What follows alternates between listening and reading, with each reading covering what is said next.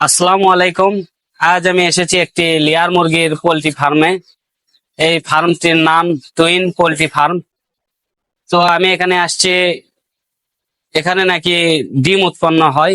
তো এর বিস্তারিত জানার জন্য যে এখানে লাভ লস কেমন হয়, আবার কিভাবে পর্যবেক্ষণ চলে, এই বিষয়ে বিস্তারিত জানার জন্য আমি এখানে আসছি।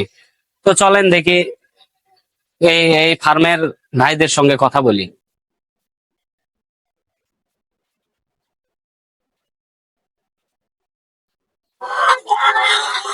আসসালামু আলাইকুম। ওয়ালাইকুম আসসালাম। ভাই, আমি আপনার সাথে কিছু কথা বলতে পারি? জি, বলতে পারেন। ভাই, আপনি এই মুরগির ফার্মে কতদিন যাবত কাজ? দীর্ঘ 1.5 বছর ধরে রয়েছি। তো এখানে কাজ করা যাবত আপনার এখানে কতগুলো মুরগি আছে? এখানে টোটাল মুরগি আছে 2270 পিস। এখান থেকে কতগুলো প্রত্যেকদিন ডিম উৎপন্ন হয়? প্রত্যেকদিন ডিম ওঠে মনে করেন যে আপনার 2160-70, মানে পার ডেলি 100 পিস করে ডিম পারে আর কি। প্রত্যেকদিন একটা মুরগি একটাই তো ডিম পারে। হ্যাঁ তো প্রত্যেকদিন 100 পিস? হ্যাঁ, 100 পিস করে বাড়তেছে আর কি প্রত্যেকদিন? হ্যাঁ। তো সেদিক থেকে দেখলে আপনার এই ডিমগুলো আপনি এখানেই বিক্রি করেন না বাজার বাজার থেকে কেউ এসে নিয়ে যায়? না, আমার যিনি মহাজন আছে তার একটা মহাজন আছে, জি।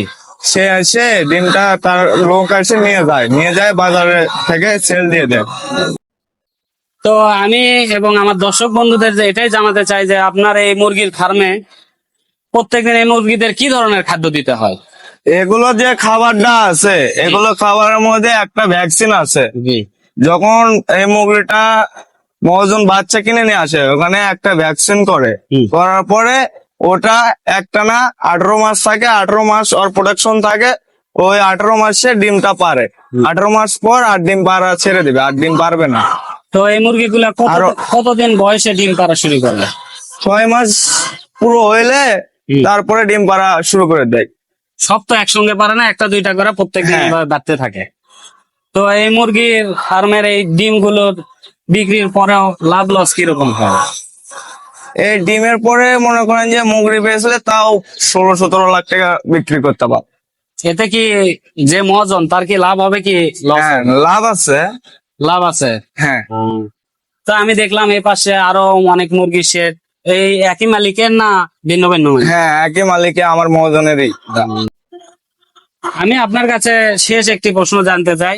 হ্যাঁ, বলেন। যে যারা নতুন ভাবে, আমার দর্শক বা বাইরে থেকে যারা করতে চায় বা আগ্রহী এই ধরনের পোল্ট্রি ফার্ম করতে বা মাংস তৈরি উৎপাদনের ক্ষেত্রে, তাদের জন্য আপনি কি বক্তব্য দিতে চান যে তারা এভাবে কাজ করলে তাদের লাভের সম্ভাবনা বেশি বা এভাবে কাজ করলে লসের সম্ভাবনা বেশি? এই ক্ষেত্রে আপনি কি বলতে চান? যারা মানে নতুন ফার্ম চালু করতে চায়, হ্যাঁ। তাদের উপলক্ষে আমার একটি বক্তব্য রইলো।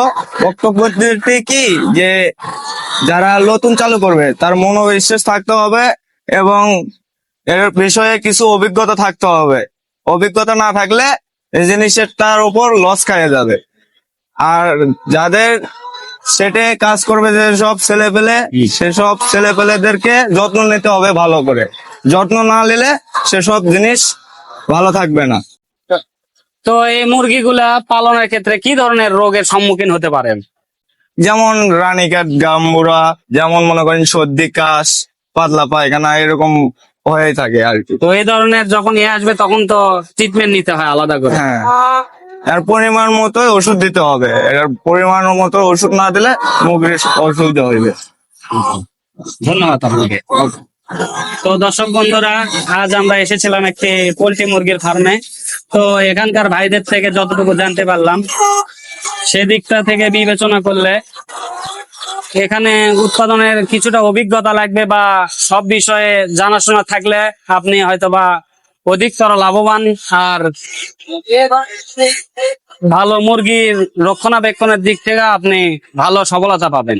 কারণ অভিজ্ঞতা আর সঠিক পরিচর্যা যদি না করতে পারেন, তাহলে হয়তোবা আপনি এই সেক্টরে আসলে লস হওয়ার সম্ভাবনাটাই বেশি। ধন্যবাদ। আমি যতদূর জানতে পারলাম, প্রতিদিন গড়ে 95% মতো মুরগি ডিম দেয়। খাবারের খরচ একটু বেশি, তবে বাজার ভালো থাকলে লাভও ভালো হয়। এই ফার্মে মুরগিদের দেওয়া হয় স্পেশাল ফিড, যাতে সব ধরনের পুষ্টি থাকে। খাওয়ানোর সময়টাও নির্দিষ্ট থাকে, যাতে তারা নিয়ম মাফিক ডিম দেয়। মুরগির রোগ, খাবারের দাম বাড়া, বিদ্যুৎ সমস্যা এসব বড় চ্যালেঞ্জ। তবে ভালোভাবে পরিকল্পনা করলে এটা থেকেও ভালো আয় করা যায়। এই ছিল আমার আজকের মুরগির ফার্ম ঘুরে দেখা। আশা করি আপনাদের ভালো লেগেছে। যদি কেউ মুরগি পালন শুরু করতে চান, তাহলে এই ভিডিও থেকে কিছু আইডিয়া নিশ্চয়ই পাবেন। ভিডিওটা ভালো লাগলে একটা লাইক, ফলো আর কমেন্ট করে পাশে থাকবেন। দেখা হবে পরের ভিডিওতে। আসসালামু আলাইকুম।